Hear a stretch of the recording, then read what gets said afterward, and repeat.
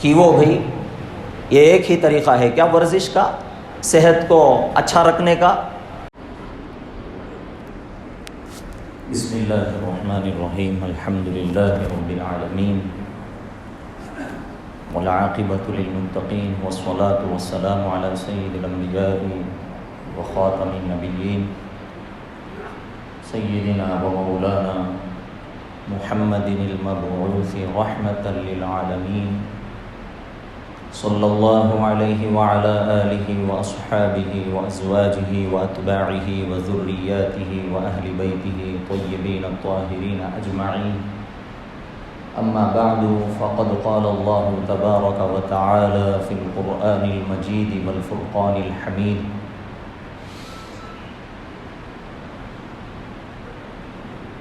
ان اللہ لا یغفر ان یشرک بہ ویغفر ما دون ذلک لمن یشاء، صدق اللہ العظیم۔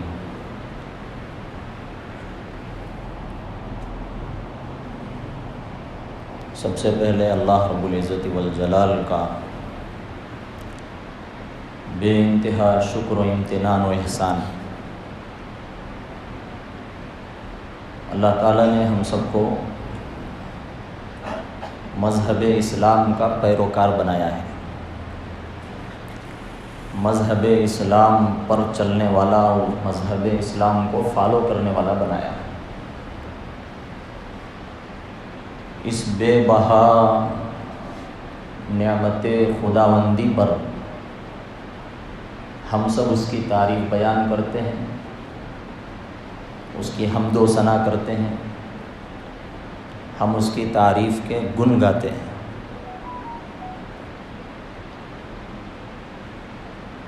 پیارے آقا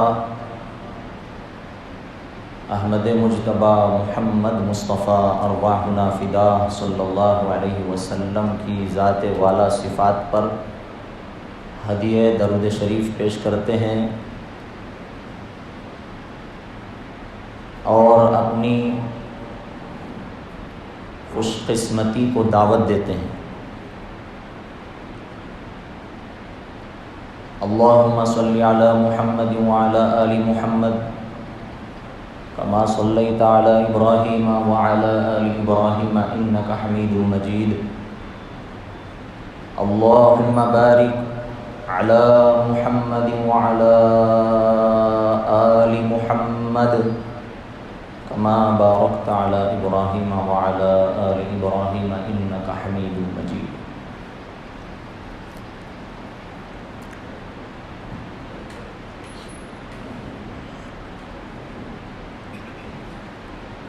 اللہ تعالیٰ نے قرآن مجید میں ایک فیصلہ کیا،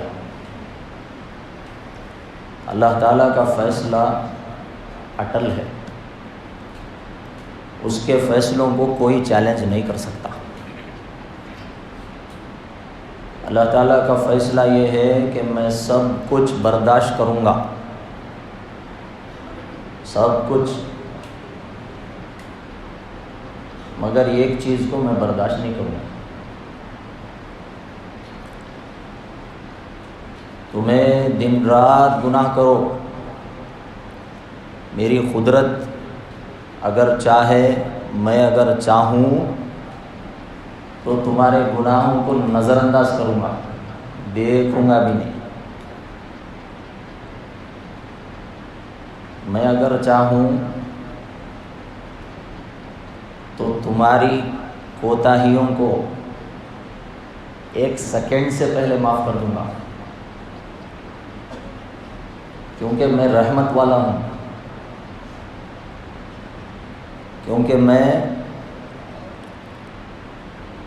رحمان ہوں، رحیم ہوں، میری رحمت بہت بڑی ہے، بہت وسیع ہے۔ پورے دنیا کے انسانوں کو میں خود پیدا کیا اور ان کی رہبری کے لیے، ان کو صحیح راستہ دکھانے کے لیے میں نے اپنی شریعت کو بھیجا، میں نے راستہ بتانے والوں کو تمہارے درمیان بھیجا، تمہارے لیے وہ راستہ بھی دکھائے اور میرے پیغامات بھی پہنچائے، میری چاہت کا بھی بیان کیا کہ میں کیا چاہتا ہوں کیا نہیں چاہتا ہوں۔ تو میں بڑی طاقت والا ہوں، قدرت والا ہوں، رحمت والا ہوں، میں تمہاری ہر چیز برداشت کر لوں گا، یہ ایک چیز میں برداشت نہیں کروں گا۔ کون سی چیز ہے؟ کیسی چیز ہے؟ کیا چیز ہے؟ وہ چیز ہے میرے ساتھ عبادت میں رہیں دے، بڑائی میں رہیں دے، کبریائی میں رہیں دے، کسی دوسرے کو شریک نہیں کرنا۔ میں خالق ہوں، پیدا کرنے والا ہوں، تو میری اس پیدا کرنے کی جو صفت ہے، اس صفت میں تمہیں کسی دوسرے کو شریک کرو گے تو میں یہ برداشت نہیں کروں گا، معاف نہیں کروں گا۔ فیصلہ کیا اللہ نے، لا یغفر ان یشرک بہ ویغفر ما دون ذلک لمن یشاء، ہرگز نہیں بخشوں گا اور اس کا ایسا صلہ تمہیں دوں گا، ایسا بدلہ تمہیں دوں گا، ایسی پکڑ تمہاری کروں گا اور ایسے عذاب میں گرفت کروں گا، ایسا سخت اور شدید عذاب دوں گا، تمہارا وجود بھی ترسے گا کہ میں پیدا ہی نہ ہوا ہوتا تو کتنا اچھا ہوتا۔ یہ اللہ تعالیٰ کا فیصلہ ہے، اور اس فیصلے میں نہ کوئی نبی آپ کو سفارش کر سکتا ہے، نہ کوئی ولی بچا سکتا ہے، نہ نبی کو اتنی اتھارٹی ہے، نہ کسی پیر کو، نہ کسی ولی کو، نہ کسی حکومت، کسی کو بھی اس فیصلے میں چیلنج کرنے کی طاقت اور ہمت نہیں۔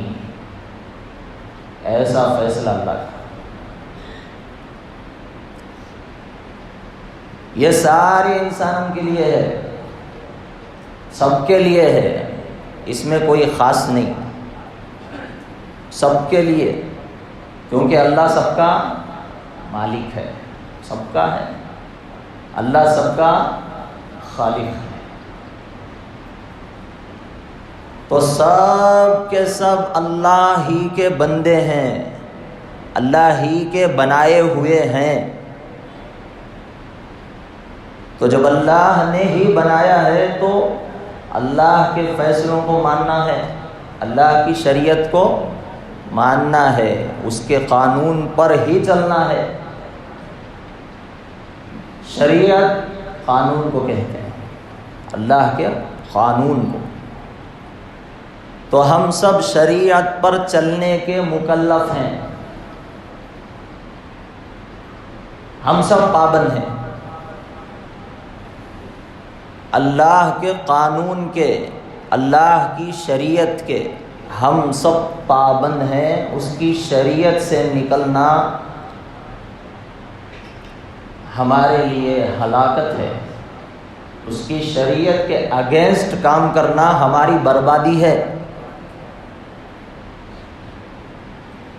تو ہماری فلاح، ہماری کامیابی، ہماری نجات، ہماری ترقی، ہمارا عروج، ہماری عزت، ہماری شہرت، ہماری اچھائی، ہماری خیر کس میں ہے؟ بولو بھائی، کس میں ہے؟ شریعت پر چلنے میں ہے۔ کس پر ہے؟ شریعت پر چلنے میں ہے۔ جو شریعت سے بغاوت کرے گا، جو شریعت سے بھاگے گا، شریعت کے سامنے مقابلہ کرے گا، وہ کیا اس کا باپ بھی ٹک نہیں پائے گا۔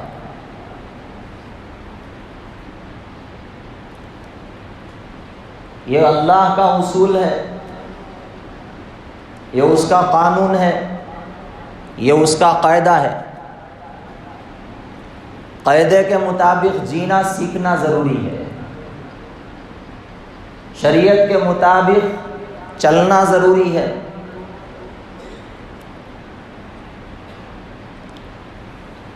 لیکن یاد رکھیے، شریعت پر کون چلتا ہے اور کون نہیں چلتا ہے، اللہ اس کا امتحان لیتے ہیں، اللہ اس کا امتحان لیتے ہیں۔ ہم سب ماننے والے ہیں شریعت کے، ہم سب شریعت کے دعویٰ کرنے والے ہیں، شریعت پر چلنے کا، کہ شریعت محمدی صلی اللہ علیہ وسلم پر زندگی گزارنے کا اور پیارے آقا کی امت اور ان کے امتی ہونے کا ہم دعویٰ کرتے ہیں، ہم مسلمان ہونے کا دعویٰ کرتے ہیں، ہم مسلمان ہی ہیں۔ مسلمان ہونے کا مطلب یہ ہے کہ اب امتحان ہمارے اوپر آنے والا ہے اور امتحان ہوگا۔ مسلمان کا مطلب ہی یہی ہے۔ اللہ تعالیٰ ایمان والوں کا، مسلمانوں کا امتحان لیتے ہیں آزمائشوں کے ساتھ۔ کیوں؟ اس لیے کہ تمہارے ایمان کا لیول اور اس کا درجہ اور اس کی مضبوطی کتنی ہے، یہ دیکھنا چاہتے ہیں اللہ تعالیٰ۔ کس قدر تم ایمان میں مضبوط ہو، اپنی شریعت پر مضبوط ہو، شریعت کے فیصلوں کے مطابق اپنی خواہشات کو چھوڑتے ہو یا اپنی خواہشات پر چل کر شریعت کو چھوڑتے ہو۔ اللہ تعالیٰ امتحان لیے ہیں، اور یہ امتحان انبیاء کے ساتھ بھی ہوا، یہ امتحان بڑے بڑے اللہ والوں کے ساتھ ہوا، یہ امتحان نبی کے ساتھیوں کے ساتھ، حضرات صحابہ کے ساتھ بھی ہوا۔ یہ امتحان ہر چھوٹے سے چھوٹے ایمان والے کے ساتھ ہوگا۔ امتحان میں کامیاب ہونا ہی ہماری کامیابی۔ ظاہر سی بات ہے، اسکول میں، کالج میں، یونیورسٹی میں پڑھنے والے طلباء، اسٹوڈنٹس کا کیا ہوتا ہے؟ امتحان ہوتا ہے۔ امتحان میں کامیابی ہی ان کی کامیابی سمجھی جاتی ہے، اور ان کے فیوچر کو دیکھا جاتا ہے کہ اس کا فیوچر کتنا کامیاب ہے، کتنا برائٹ ہے، امتحان سے معلوم ہوتا ہے۔ آج کا دور انہی امتحانوں کا دور ہے،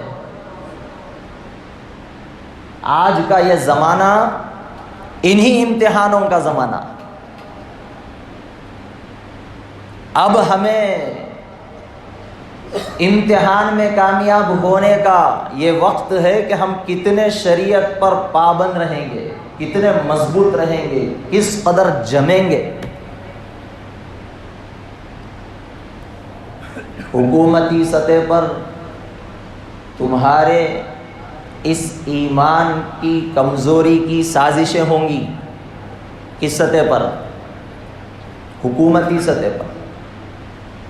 جیسے ابھی 2-3 ہفتے پہلے حضرت ابراہیم علیہ الصلاۃ والتسلیم کے واقعات اور ان کے تذکرے ہمارے سامنے پیش آئے۔ حضرت ابراہیم پر حکومتی سطح پر ان کے ایمان کو ختم کرنے اور ان کے ایمان کو ایک سرے سے پورے طور پر ختم کرنے کے لیے کیسی کیسی ان کے اوپر آزمائشیں، مصیبتیں، تکلیفیں اور طور طریقے اپنائے گئے۔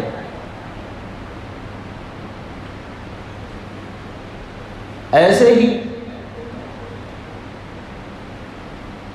بے شمار انبیاء پر، حکومتی سطح پر، بڑے بڑے اولیاء کرام پر، حضرات صحابہ پر، تابعین، تبع تابعین، ائمہ مجتہدین، مفسرین، علماء کرام، اور ہر اس ایمان والے پر جس کے اندر شریعت کا احساس، شریعت پر چلنے کا شوق اور شریعت پر جان دینے کا ذوق ہو، اس پر امتحانات آئے۔ انہی امتحانات میں سے ایک امتحان ہمارے اوپر، ہماری نسلوں پر آیا ہوا ہے۔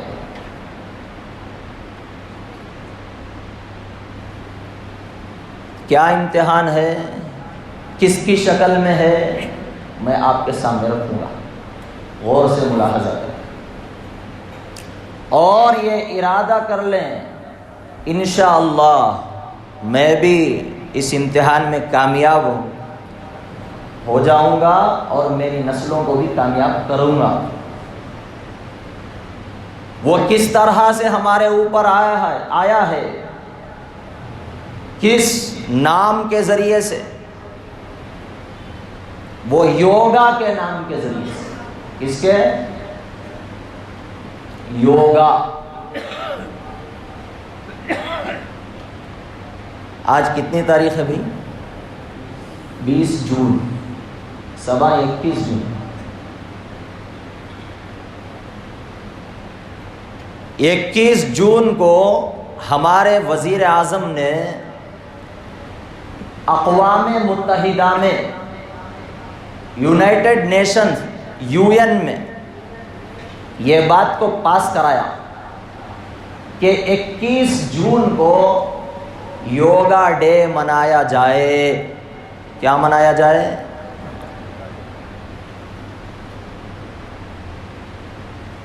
پاس ہو گیا، پوری دنیا میں 21 جون یوگا ڈے ہوگا۔ یہ یوگا کیا ہے، اس کی شریعت میں اس کا کیا حکم ہے، یہ ہمیں سمجھنا ہے۔ ہم سمجھتے ہیں اور ہمارے اوپر ہمیں ایسے ہی سمجھایا گیا ہے کہ ایک ورزش ہے۔ کیا ہے؟ ورزش ہے، صحت بخش عمل ہے، اس سے ہماری صحت اچھی ہوتی ہے، تندرستی آتی ہے، بیماریاں دور ہوتی ہیں اور ہم ایک اچھی لائف جی سکتے ہیں۔ یہ سبق ہمیں پڑھایا گیا ہے، سمجھایا گیا ہے اور ہمیں بتایا گیا ہے۔ آپ یہ بتائیے، کیا یہ ایک ہی ایسا کام ہے کہ صحت کو اچھا رکھنے کا؟ اس کے علاوہ دوسرے ورزشیں نہیں ہیں؟ صبح صبح ورزش کرنے والوں سے پوچھ رہا ہوں، ورزش اچھی چیز ہے۔ پیارے آقا صلی اللہ علیہ وسلم نے بھی ارشاد فرمایا ہے کہ اپنی صحت کی حفاظت کرو، صحت 1000 نعمت ہے۔ ایک تندرست صحت والا انسان عبادت اچھے طریقے سے انجام دے سکتا ہے، عبادت اچھی طریقے سے کر سکتا ہے۔ اس کے مقابلے میں جو کمزور ہے، کمزور ناتواں عبادت میں کیسے انہماک پیدا کر سکتا ہے؟ ایک کمزور انسان اچھی عبادت کیسے کر سکتا ہے؟ ہمیں بھی یہ بات معلوم ہے۔ ہر کام کے لیے صحت کا ہونا ضروری ہے، صحت بہت بڑی نعمت ہے، لیکن یاد رکھیے صحت کی نعمت کا درجہ بعد میں، پہلا درجہ ایمان کا ہے۔ کس نعمت کا ہے؟ ایمان کی نعمت کا درجہ پہلے نمبر پر، اس کے بعد کے نمبر پر ہے صحت کا درجہ۔ تو ہمیں یہ سکھایا جا رہا ہے، ہمارے بچوں کو ان کے سلیبس کا ایک حصہ بنایا گیا ہے۔ اسکول کے اندر یہ کلاس خاص اس کے لیے مخصوص کر دی گئی ہے، اور 3rd 4th 5th اسٹینڈرڈ کے بچوں کو یہ حکم ہے اسکولوں کی طرف سے کہ یوگا میٹ اپنے ساتھ لے کر آئیں۔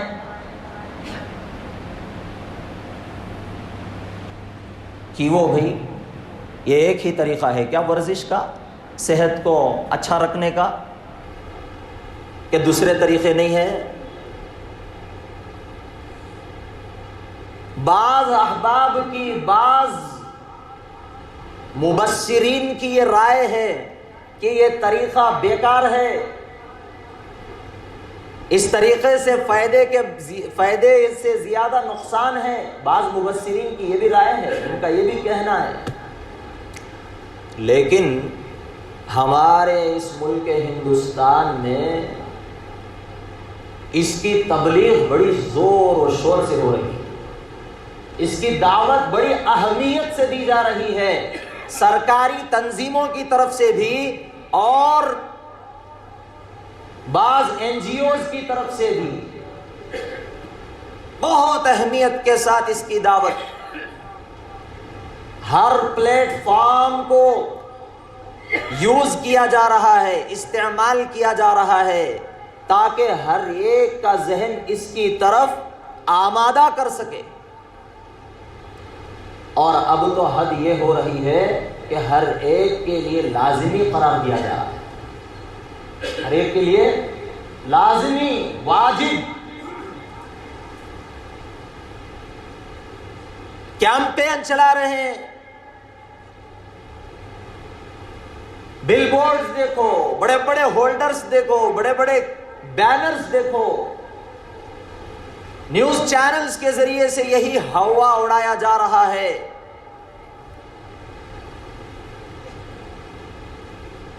کیوں اتنی اہمیت؟ کیا یہی ایک مسئلہ ہے ہمارا؟ دوسرے مسئلے کہاں چلے گئے؟ بے روزگاری کا مسئلہ کہاں گیا؟ ریپس کا کئی گھنونے کتنے ایسے مسئلے جنم لے رہے ہیں، ان کے سد باب کے لیے، ان کا قلع قمع کرنے کے لیے، ان کو ختم کرنے کے لیے کیا ایسی محنت ہو رہی ہے؟ صرف اس کے لیے کیوں اتنی محنت؟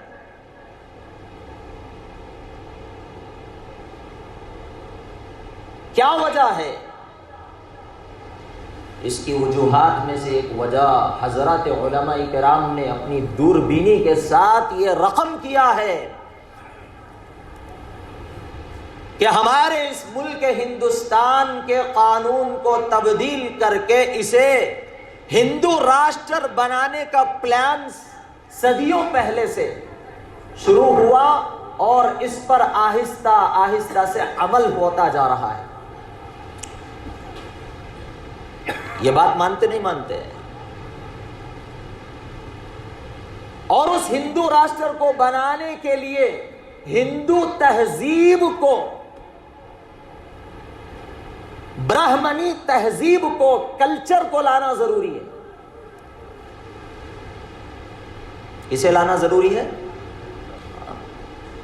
ہندوانہ تہذیب، برہمنی تہذیب، ان کے رسوم، ان کے رواج، ان کے طور اور طریقے لانا بہت ضروری ہے۔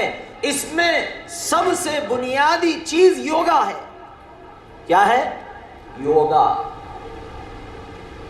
ہم سمجھتے ہیں کہ یوگا تو صرف ایک ورزش ہے، ہیلتھ کو اچھا رکھنے کے لیے ایک ایکسرسائز ہے۔ اس خواب خرگوش میں مت رہیے، اس غفلت میں مت رہیے۔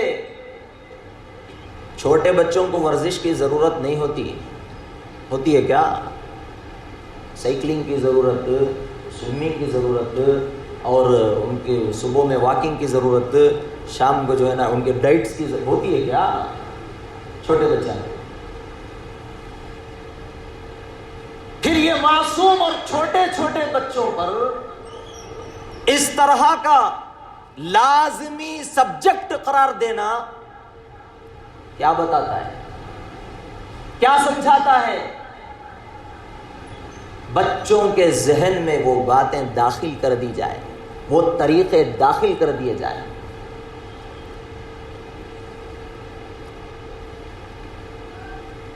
ہندو مذہب کے اندر ان کی ایک کتاب ہے جسے شریعت کا درجہ حاصل ہے، ان کی وہ شریعت ہے، ان کا وہ قانون ہے جس کا نام ہے گیتا، بھگوت گیتا۔ اس کتاب میں سری کرشن جی نے اپنے شاگرد ارجن کو بہت ساری تعلیمات دی ہیں۔ ان تعلیمات میں سے ایک تعلیم یوگا کی تعلیم۔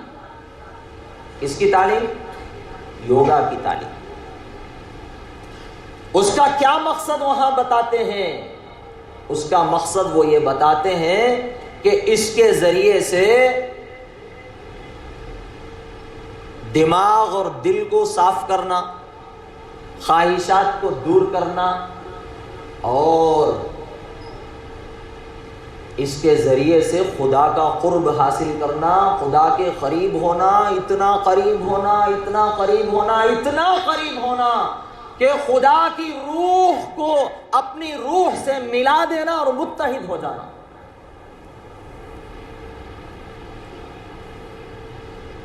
آپ بتائیے، خدا اور مخلوق، خالق اور مخلوق میں فرق ہے نہیں ہے؟ فرق ہے نہیں ہے؟ خالق خالق ہے، مخلوق مخلوق ہے۔ یہ بات بیکار کی ہے کہ مخلوق خالق میں مل جائے، ہو سکتا ہے کیا؟ یہ ہمارے عقیدے کے بالکل خلاف۔ سب سے بیسک عقیدہ ہے مسلمانوں کا توحید کا، سب سے بیسک عقیدہ ہے، بنیادی عقیدہ ہے کہ خالق کی طرح کوئی نہیں، اللہ کی طرح کوئی نہیں۔ قل هو اللہ احد اللہ الصمد لم یلد ولم یولد۔ اللہ کا کوئی بیٹا، اللہ کی کوئی اولاد، یا اللہ کسی کی اولاد نہیں، اللہ کی کوئی بیوی بچے نہیں۔ اللہ الصمد، اللہ کسی کا محتاج نہیں، سب اس کے محتاج ہیں، بے نیاز ہے وہ۔ وَلَمْ يَكُنْ لَهُ كُفُوًا أَحَدٌ، اس کے برابر کوئی ہو سکتا ہے کیا؟ کوئی نہیں ہو سکتا۔ جب اس کے برابر کوئی نہیں ہو سکتا ہے تو یوگا کے ذریعے سے کرشن جی نے اپنے شاگرد ارجن کو یہ تعلیم دے رہے ہیں کہ یوگا کرو، یوگا سے تم اللہ کے ساتھ مکس ہو جاؤ گے۔ کیا ہو جاؤ گے؟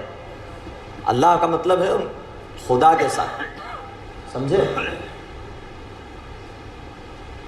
یہ ہمارے عقیدے کے خلاف ہے۔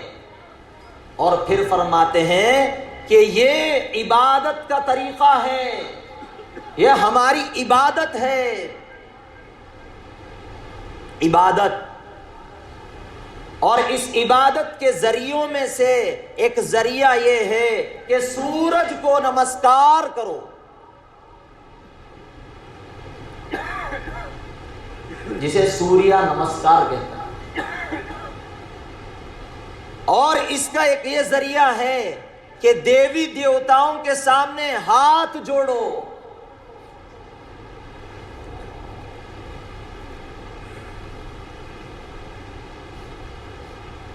کیا ہماری شریعت کو ٹکراتے نہیں ہیں باتیں؟ ہماری شریعت کے اگینسٹ ہی نہیں ہیں باتیں یہ؟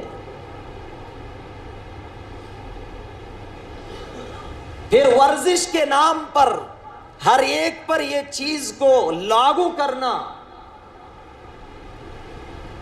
ہر انسان پر واجب کرنا، اور ہر اسکول میں اسے سلیبس کا حصہ بنانا کیا سمجھاتا ہے؟ کیا بات ہمیں سمجھ میں آتی ہے کہ اسلامی نقطۂ نظر کو، اسلام کے بنیادی عقیدے کو ختم کر کے ہر بچے کے اندر، ہر معصوم ذہن کے اندر یہ بات داخل کر دیا جائے کہ وہ اس طریقے کو ورزش سے زیادہ عبادت سمجھیں اور اس طریقے سے اس پر قائم ہو جائے کہ اس کے بغیر اس کی صبح نہ ہو، اس کے بغیر اس کی شام نہ ہو۔ صبح ہوتے ہی میٹ لے کے دوڑو، شام ہوتے ہی میٹ بغل میں رکھ کے جاؤ اور جا کر اپنے ایمان کا سودا کرو۔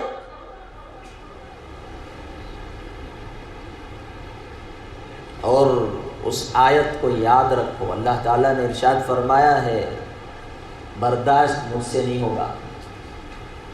لا يغفر ان يشرك به ويغفر ما دون ذلك لمن يشاء۔ ہر بات تمہاری برداشت اور اس کی معافی میرے پاس، لیکن میری عبادت میں اگر کسی کو شریک کر رہے ہو یہ بات برداشت ہے۔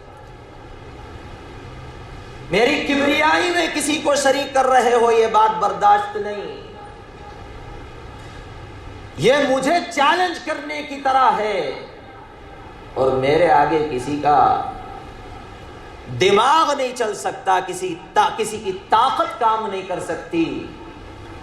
تو میرے بھائیو وقت ختم ہو رہا ہے، تو آج کے لیے، آج کے دور کے لیے ہمارے لیے یہ بڑا چیلنج ہے کہ ہم ایمان کے امتحان میں کیسے مضبوط رہ سکتے ہیں اور کس قدر ہم اس کا مقابلہ کر سکتے ہیں۔ تو ہمیں چاہیے کہ ہم سب مل کر اس کو اپنی زندگی سے ختم کریں اور اپنے بچوں کی زندگیوں میں بھی اس چیز کو دور کریں۔ اللہ تعالی ہمیں ہمت عطا فرمائے، اللہ تعالی ہمیں طاقت اور حوصلے عطا فرمائے، اللہ ہمارے اندر اس طرح کا ایمان داخل فرمائے کہ جس طرح حضرات صحابہ کرام کا ایمان تھا کہ گردنیں کٹا دی، کبھی باطل کے آگے سرنگو نہیں ہوئے۔ کربلا کا منظر ابھی آنے والے مہینے میں کربلا کا واقعہ پیش آیا تھا۔ یہ کربلا کا واقعہ بھی یہی سکھاتا ہے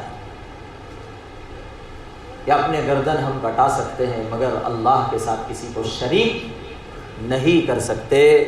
اللہ تعالی ہم سب کو اپنے حفظ و امان میں رکھے، اللہ تعالی ہماری نصرت اور مدد فرمائے، ہمارے ایمان کی سطح کو بلند فرمائے، کامل الایمان بنائے۔